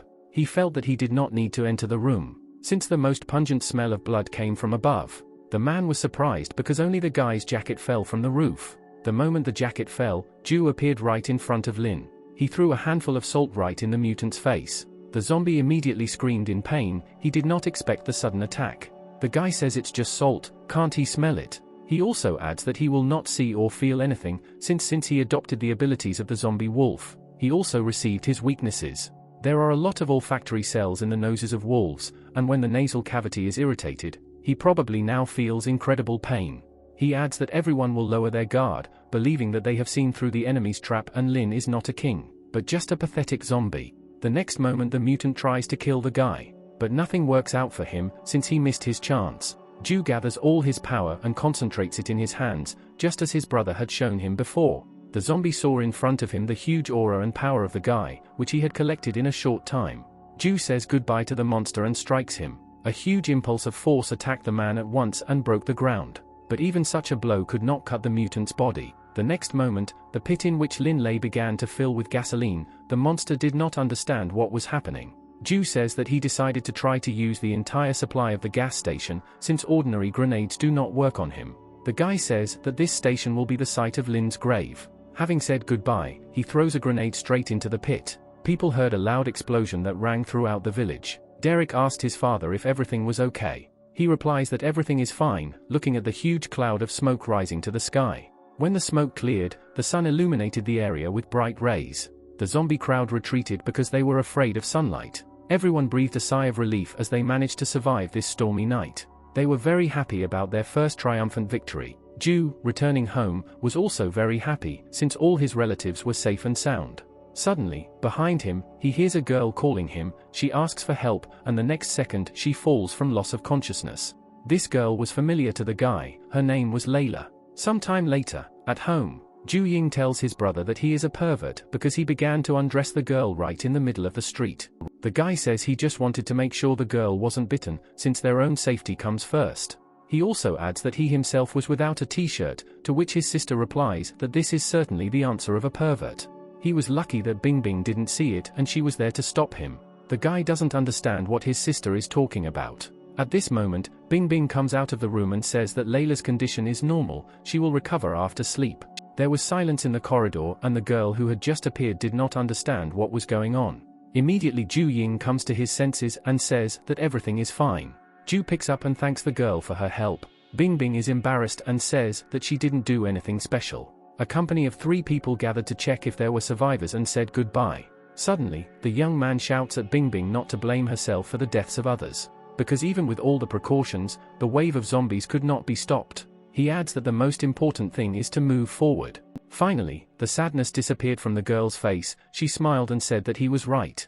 Derek, who was sitting in the car, said that Ju had finally become an adult. The young man tells his brother that this time everything will definitely be different. The guys got into the car because they had to get rid of all the corpses. Outside the city they piled up and burned a bunch of corpses. They had to be burned, since animals that eat them could also mutate. Derek says he wants to sleep and Cho will have to drive the car back himself, as well as fill up the tank and wash the car. The young man awkwardly says that there is no more gas station. He also adds that he doesn't want to wash the car just because his older brother said so. Then Derek suggests playing a game of demon hunting.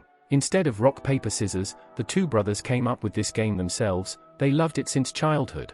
The rules were very simple. The hunter stood still for 10 seconds. The demon's task was to run as fast as he could. If the hunter catches the demon in 3 minutes, he wins. 10 seconds later, Derek appears behind Cho and says that he can do it too. But the younger brother suddenly changes direction and dodges the grab. 2 brothers chased each other at high speed throughout the forest. Suddenly Ju decides to climb a tree. He made a jump while running. But suddenly the tree under his foot disappears. In fact, it simply fell over and he was unable to jump on it. Derek used his ability and forcefully knocked the tree to the ground.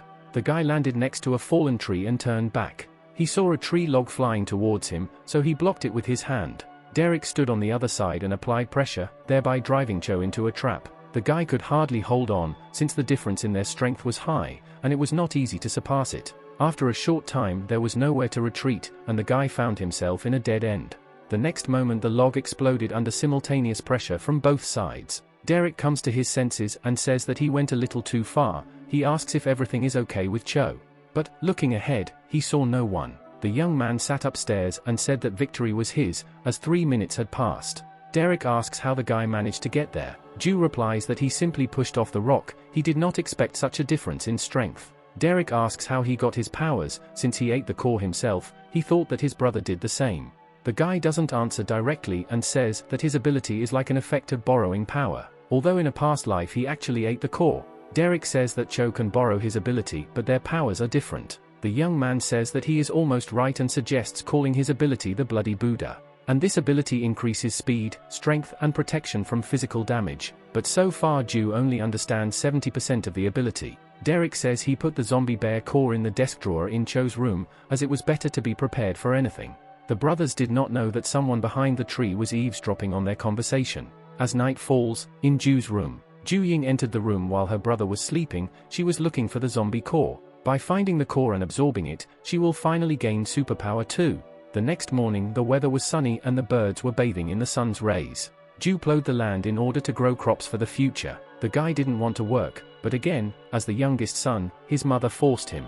The young man thought that his mother was biased, since his brother was definitely free, but only he worked. In other respects, Ju was also not ordinary, so he used his ability and began to cultivate the soil. Layla stood outside, gathering her thoughts to approach the guy. The girl was wearing only one white shirt and one might say she looked seductive. In the end, the girl decided to come around the corner and called out to the guy. Looking ahead, she was surprised by the scene that appeared before her. Ju turned around and asked the girl if everything was okay. Layla says she just wanted to thank the guy for saving her. The young man said that he was simply fulfilling a promise he had made long ago and she did not owe him anything. The beauty says that it doesn't matter. She pours tea and asks the guy to help her again in the future. After listening to her, Ju refused her offer. He was not interested in it. The girl did not expect such a sharp answer. She asked the reason for his refusal. The guy says that he promised to help because Uncle Lee took care of his family and he simply returned the debt. But now that the debt is paid, he has no reason to help the girl every time. Layla was very upset. She looked down and said with difficulty that she understood. After some time, Ju finally cleared away all the dirt he created when plowing the land. The young man realized that the Blood Buddha was not yet suitable for agricultural work and he needed to improve his control over the ability. Suddenly he hears a knock on the gate and opens it. It turns out that guests have come to him. After they described the situation in the village, the guy listened to them and hung his head and said that nothing could be done. Unfortunately, no one else survived in the village and everyone was saddened by this news. The guests blamed themselves for the deaths of others because they felt responsible. But Ju says that they are not to blame and did everything in their power. Uncle Nu asks what they should do next since they didn't know how to improve the situation. The guy says that everything is simple. They need to take a shower first and then have dinner together. Because no matter what happens, the most important thing is that they are still alive and well. After a while, Bing Bing came out of the bathroom with wet hair. The clothes that Ju Ying gave her were not enough for her and the girl thought that she looked strange in them. At this moment the girl was called to dinner, as the food was already ready. The girl was a little embarrassed because she looked strange, but she thought that there was nothing wrong with it. By evening, when the sun was already setting below the horizon, throughout the entire village only one house had a light on. Preparations for the evening meal were in full swing in the kitchen. Everyone was talking and joking. Aunt Olivia tells Bing Bing to sit next to Ju, to which the girl happily agrees. Layla watched with envy as the girl sat down, but could not say anything against it. Ju offered the girl a soda with a smile, and she took it. Jack raised his glass and said that now at this table are all the survivors in the village. Communication has not yet been restored and they do not know how things are in other places. But they all must survive at any cost. They have already survived a wave of zombies. This meant that they became one big family and they had to help each other in difficult times. And also, they must not only survive, but also live in prosperity and well-being. Everyone raised their soda after such a speech and decided to drink to a bright future. Suddenly, the drink falls out of Ju Ying's hands and she falls out of her chair. Derek immediately stands up and asks how she is feeling. The girl sweated profusely, her eyes turned red, and a barely audible roar escaped her mouth. With one glance, Ju realized that something was wrong with his little sister.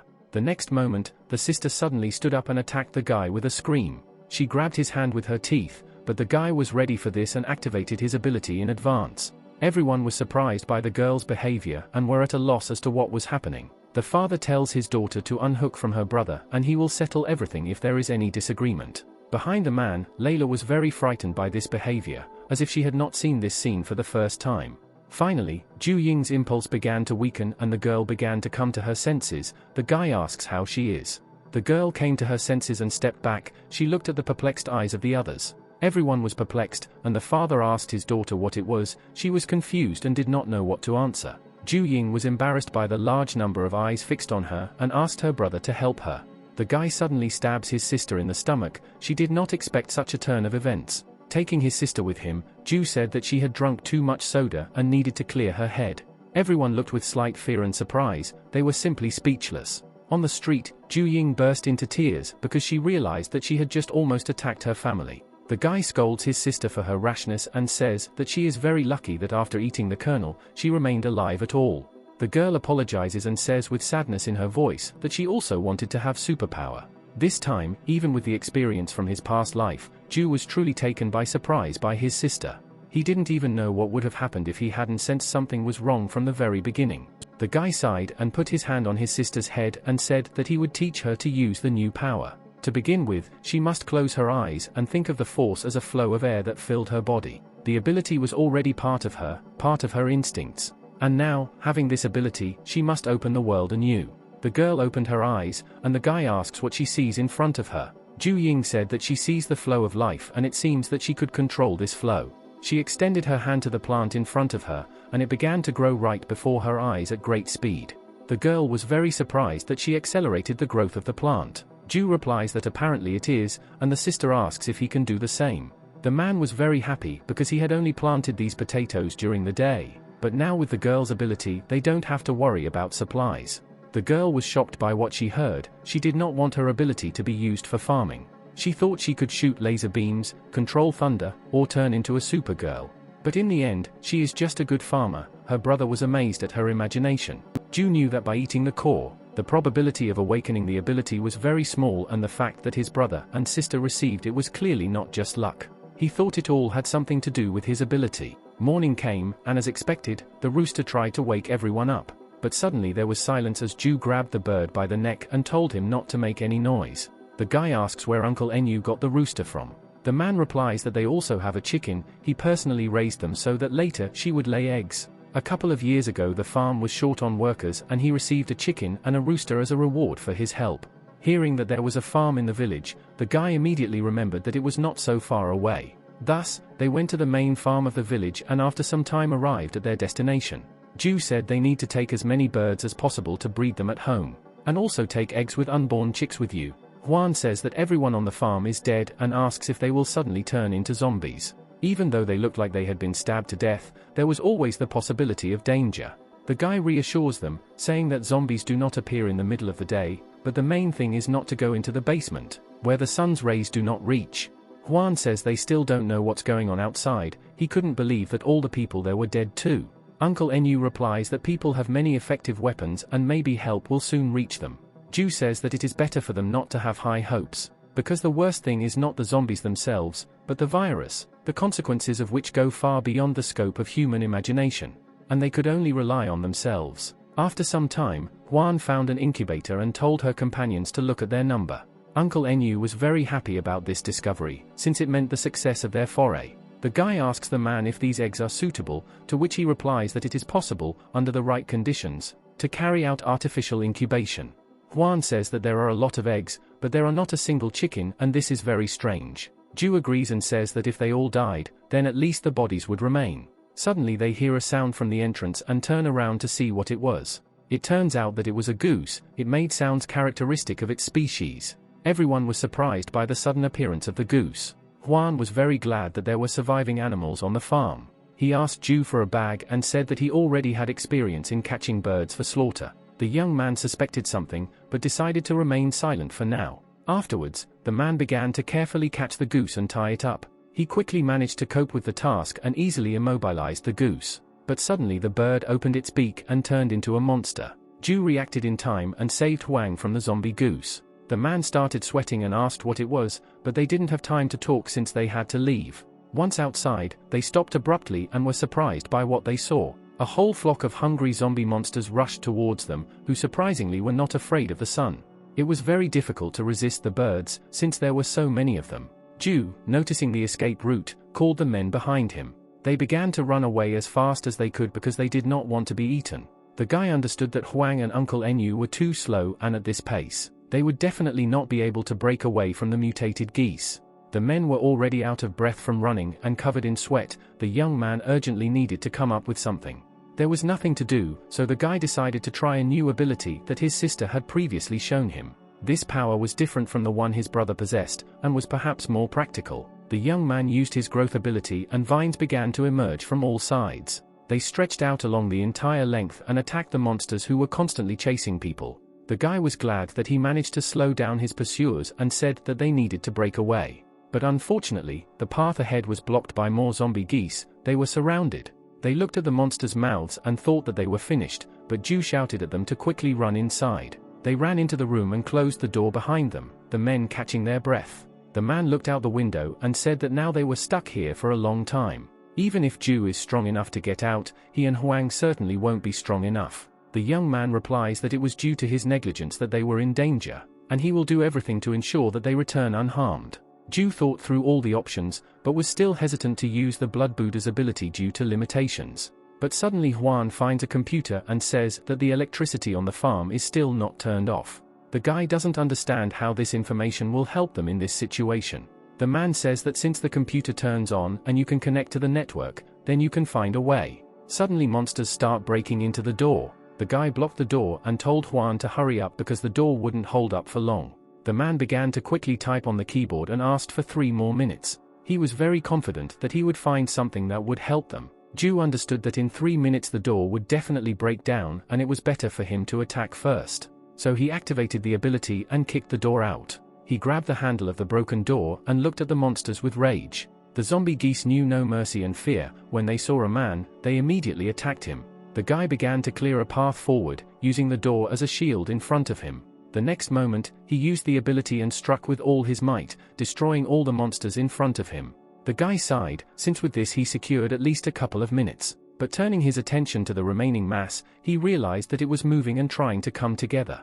Uncle Neo asks Huang how long he will continue to fuss, since, judging by the sounds, it was not easy for Ju. He replied that there was still a little time left. He mentally asked Ju to hold out a little longer. Once the file is downloaded on your computer, everything will be over. Meanwhile, the guy was surprised by the sight of the creature that formed right in front of him. The next second, this monster rushed forward and attacked the guy. It had enormous power, and Ju's ability was not enough. The young man flew back and from the strong push his throat began to bleed. At that moment, Uncle Nu came out and told the guy to run away with Huan, and he would try to detain this monster. The guy got up and went to the man, who shouted at him not to hesitate, otherwise they would all die here. But the young man was adamant. He wanted to fulfill his promise that he would get them out of here at any cost. The mutant zombie began to attack the victims. Ju felt as if the energy of the growth acceleration and strength enhancement abilities were combined together. It was a strange feeling. It was as if his whole being wanted to win. The next moment the guy hit with his fist, and the creature scattered to the sides. But immediately after that, his power dissipated. The guy was very surprised and glad that his idea worked after all. But he could not understand what this new power was. The blow was very powerful, so much so that now he could not move his hand. There was no time to recover, as more zombie geese appeared around the corner. Ju was annoyed that there was no end to them, but he was also in a dangerous situation. The danger was approaching every second, and the guy could not move, as he had used up all his strength. Suddenly music began to play throughout the village and the zombie goose heard it and stopped a few centimeters from Ju. The melody was familiar to the monsters, and they ran back in a hurry. Huan leaves the room and asks if everything is okay with them. Uncle Nu in response asks if he turned on these sounds. The man replies that he really did. These sounds indicated the beginning of feeding on the farm. Since all the animals remembered this melody, they immediately ran to the feeding place. Fortunately, he made it in time, but they will never come to the farm again. They were very lucky that the chicken eggs did not break. Huan asks when the man managed to take them, to which he replies that while he was busy catching the goose, he managed to grab a few. Huan asks if these eggs are mutated. Uncle Nu replied that this cannot be, since these eggs are no more than a week old and those monsters would not have time to lay them. Ju sat in the back of his pickup truck and thought about the new power he had recently unleashed. When they arrived home, they held a general meeting. Ju Ying asks everyone to pay attention, as she wanted to outline the further plan of action. For starters, the security group, which is responsible for patrolling and building protective structures. It included Commander-in-Chief Jack, Huan, and Derek. Then the agriculture group is responsible for growing crops and raising livestock. It included Uncle Nu and the girl herself, since she had a very useful ability and, as a farmer, would do everything at the highest level. Next came the resource distribution group, which kept records of the expenditure of supplies and resources, and also planned their use. Olivia and Layla were in charge. And last, but not least is the intelligence group, the eyes and ears that search for resources and analyze the environment. In this group were Ju and Bingbing. Thus the meeting was over and everyone had their role and task. After some time, the young man collected everything he needed in his bag for his foray outside. The guy took everything that could be useful: grenades, Molotov cocktails, first aid kit, weapons, since it was impossible to repeat the mistakes of the past. Suddenly he hears someone calling him in a quiet voice. It was Layla. She quietly approached him and pressed herself against his back. The girl asked the guy to take her with him. The guy does not understand the reason for such a request. She tries to find the reason and says that she is afraid of Ju Ying, as she can turn into a zombie. The girl adds that she just wants to go with the guy. She knew every corner of the village and could be useful. Layla says that there are plenty of supplies there, and they can run away together. They will definitely be able to hold out until help arrives. The girl would rely on the guy for everything, and no one knew the place except her. Looking forward, the girl saw the guy's blood-curdling gaze in front of her. The guy was very attached to his family and did not tolerate any disrespect towards her, and the girl suggested that he leave his family. He says that if she says that again, she will fly out of their house. In addition, he reminds him that it was she who left him that time. Coming out of his room, the guy sees Bing Bing standing at the entrance. The girl was a little embarrassed and asked the guy if they could move out. Ju agreed and they left. After some time, they arrived at a small lake. There was a fishery here at a very great distance from the nearest settlement. Bing Bing says that because of this, there were probably few fishermen here and asks who opened this farm. Ju replies that this place belongs to that same guy, Lin, and he adds that he found this place by accident. The girl is interested in the reason for Lin's contempt for Ju. The guy replies that it all started in high school when he didn't want to obey someone just because of his family's money. And then Ju began to communicate closely with Layla, and Lin tried to show off in front of her every time in order to woo her. Bing Bing says that Lin didn't like Layla because he often insulted her in public. The guy said that Lin's goal was only to take revenge on him, and Layla is free to be with whomever she wants, despite the then rumors of their marriage. Ju says that it was the adults who planned to marry them, since they communicated so closely, without even asking them. The girl finally understood everything, although she did not understand how such love could lead to marriage. Suddenly the girl felt something, but there were no signs of danger on the water. They came to a garage and there was a large storage area in the basement. However, the passage defense was very high, like in a bank. The girl asks the guy what to do next. The guy replies that they should try their luck anyway, but in fact, in a past life he was already here, hiding from zombies. He was able to hold out for a long time on supplies. But in the past, he came when the power was already out, and the guy managed to turn on the backup power source in time to prevent the food from spoiling. This time there was no power outage. Perhaps something had changed due to the fact that they stopped the first wave of zombies. And there was a possibility that there were survivors here. Suddenly he hears a girl scream and asks her what happened. She replies that everything is fine, and she was just not careful. Bing Bing says that fish heads are too strange and asks the guy what kind of fish they are. Suddenly the fish's pupil twitched and turned crimson red. Ju rushed forward sharply, as he immediately realized that these fish had mutated into zombies. As soon as the guy touched the fish, it hit him with a stream of water. The young man did not expect such a sharp and strong attack, and the next second he flew into the wall. Judging by the strength of the monster, the guy immediately realized that it was a second-rank zombie. Bing Bing stood in front of the guy, ready to protect him, and asks what they should do next. The guy shouts that they need to leave because they can't cope with the monster, but suddenly he hears a sound from the entrance. He was very surprised when the vault door closed and they were trapped. The guy took a knife out of his bag and rushed to attack. Since they didn't have time to mess with the door, he had to deal with the danger first. Bing Bing could not help and watch the battles, hoping that the guy would cope. The knife cut into the scales of the fish, as if into iron armor, without cutting a drop. There was no way the guy could cut through these scales with force. The creature was completely covered in scales, but it must have a weak spot. After analyzing with his own eye, the guy realized that the weak point of zombies is the gills. Ju made a dash and found himself behind the zombie, and then pointed his knife at the weak point of the fish. But suddenly, when the knife was already very close, mutated worms appeared. They usually lived in the gills of fish and coexisted together, protecting the host in times of danger. The guy's attack failed, and the fish wasted no time in attacking him with its tail. The next moment the guy flew to the side, receiving injuries. The fish immediately approached him and wanted to attack him with a stream of water. But the guy took an exposed cable with electricity and paralyzed the zombie with a discharge of static voltage. He was lucky that the creature had no resistance to pure energy. It was not an easy battle. The guy grinned at the fact that even though everything was different from his previous life, but basically these were not key events, it was obvious that someone had deliberately placed this mutant in the vault. Bing Bing asks if the guy is safe, to which he replies that everything is fine and they need to return quickly, since it is not safe here. Trying to turn the door handle, it did not yield to the girl's efforts. She was amazed that the door did not move at all, as if someone had locked it from the outside. Ju activated his powers and asks Bingbing to step aside. The next moment, he hits the door with his fist with all his might. After all the dust had settled, they saw that the door was safe and sound. The material of this door was as strong as a bank vault, and also underground. It was not easy to open it with brute force. Ju says that this was the strongest blow he could unleash at the moment, and apparently there is no way to open the door. The guy is tired and adds that he needs to rest a little. The girl tells the guy to rest, and she will examine this place. Perhaps there was another way out. Ju was resting, sitting in the corner near a pile of stones, when he suddenly opened his eyes. Since Bingbing arrived depressed, she found nothing even though she looked through every corner. Unfortunately, there was no other option in this vault. The temperature in the storage facility was about -18, and even if they withstood the cold, they would sooner or later run out of oxygen. There was no time to hesitate, and the guy stood up, saying that he would try again. Suddenly, Ju notices the cannonball that the girl was holding. She asks him if she will gain powers like him if she eats it.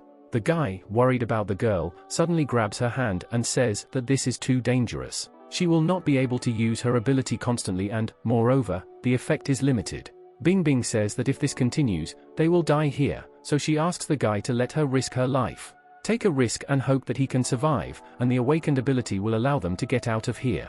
Receptivity is the ability to awaken Bingbing in a past life. He didn't know if anything would change this time because of the guy's intervention. Ju asks if she is sure. He thought that since she showed courage, he should not be afraid either. Bingbing says that in the past she would have been scared, but now she is ready with him.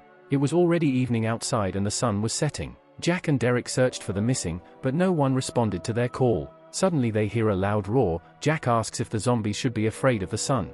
Derek says they only appear at night, but something was clearly wrong here. The next moment they hear Juan scream and run towards him. They didn't know that someone was listening behind the tree.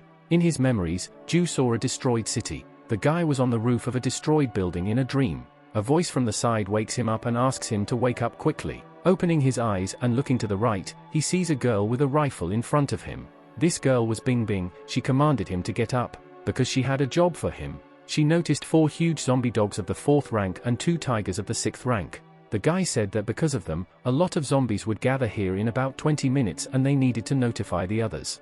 Bingbing says that they won't make it in time and only if she can deal with the leader, she can gain some time. The guy does not agree and says that as a captain there is no point in staying here. The girl says that Ju's abilities have not yet awakened and his presence will only interfere. The guy was saddened that after eating the zombie core, his ability had not yet awakened.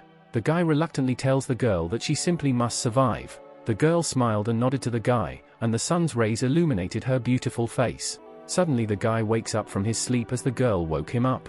Waking up, the guy notices that something is wrong with the girl and asks why she is all on fire. Bingbing herself doesn't understand what's happening, but it was hard for her to breathe. She sweated profusely and her whole body felt like it was on fire. The girl could no longer endure this heat. Ju asks to wait a little while he brings some ice. And he asks the girl to stop undressing. She replies that she can't and asks him not to look. The guy says that he didn't look and immediately turned away. After a while he asks how she feels. Bingbing says she feels much better. The next moment she added that she saw zombies. There were a lot of them. Ju tells her not to panic as that is her ability. The guy was convinced that he had no influence on anything, since the girl had this power in a past life. The girl says she sees a whole bunch of zombies underneath them. Ju is surprised by what he heard, as he did not know that there was something below. After searching a bit and moving the shelves aside, they found a secret passage down. There really was a staircase leading down. Having gone down, the girl asks what the smell is in this passage. The young man says that it is the smell of sulfur and that the Lin family used fishing as a cover to illegally store gunpowder. It was not surprising that all the doors and equipment were still working. Apparently they had spent a lot of money. Suddenly they hear the roar of zombies, who were walking aimlessly around the room. Ju says that it is too dark here, and he is counting on the girl, who is surprised by such a statement. The guy took out a knife and encouraged Bingbing, saying that they would succeed. The girl, after listening to him, activated her ability and became serious. She told him the zombies' location, and the guy at the same moment destroyed them, clearing the passage. Thus, they continued to go deeper and neutralize all the attacking zombies. Finally, after some time, they reached a locked room and entered it. There were a lot of boxes and the girl asks what they should do next, since they have reached a dead end. After looking around, Ju said that if they swam through, they would end up right in the pond outside. so they blew dust through the pipe and into the waters of the pond. Bingbing was very happy that they could finally get out. Suddenly a huge zombie fish appears next to the girl and grabs her. Ju grabbed the girl's hand and tried to pull her out of the monster's mouth. But despite all his efforts, water was not his element in the end. The grip weakened, and the fish carried the girl away in its mouth. The guy watched Bingbing lose again and couldn't let it happen again. This time he was not going to leave the girl alone. The young man activated his ability and kelp vines began to appear from the bottom. They grabbed the fish from all sides, but the monster resisted. The girl was running out of oxygen, but she saw Ju trying to save her. The last thing she saw was the guy holding out his hand to her. After some time on the surface, the girl opens her eyes. She jumps up abruptly and screams the guy's name. The guy turned around and was glad that the girl woke up. By that time, he had just heated up the canned food, as they needed to refresh themselves and gain strength. The girl thanks the guy and asks what happened to that fish. Ju replies that she probably became food for the rest of the mutants. He adds that she was more difficult to deal with than the monster in the vault. However, most likely, those mutated fish have already spread to other places and will be encountered again in the future. Bingbing says that during university, the guy was quiet and she thought that he would be difficult to get along with. But since the zombie invasion, he has saved her from danger more than once. The girl was a little embarrassed and asked why he was so kind to her. Ju was honest with her and said that he saved her first because of her ability, because she would help him to protect his family. The girl was a little upset, but was grateful for the honesty. Bingbing asks why he saved her this time. The young man was silent for a long time, not knowing what to say, and when he began to speak, the girl stopped him and, turning away, asked when they were returning. Ju says that they need to move out right now and thanks to her ability they will be able to avoid collisions with zombies. Finally, in the middle of the night, they returned home. My little sister ran out and hugged her brother. She was very worried about him. The guy sees that the girl is worried and asks what happened while he was away. Ju Ying fell silent and then suggested that they go inside first. At home, Huan was sitting on a chair. He was infected with the virus and was trying to escape. Ju was stunned by this event and asked how it happened. Derek said that when they went looking for them, they came across zombies lurking along the way. He wanted to find a rank 2 core to save Huang, but he failed. Uncle Nayu asks if there is anything else that can be done. But it was already too late, since the virus had reached the brain, and if you give it the core, it will simply turn into a monster like Lin.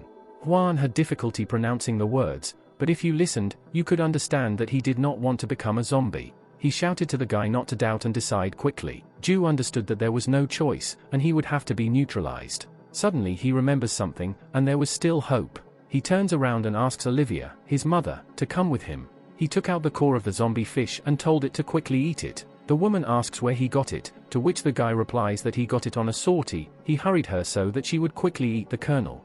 The mother says that she is not infected and does not understand why her son asks her for this. At this moment he hears a roar and Derek says that he will not be able to hold Huan for long. Ju understood that something urgently needed to be done before his mother's ability awakened.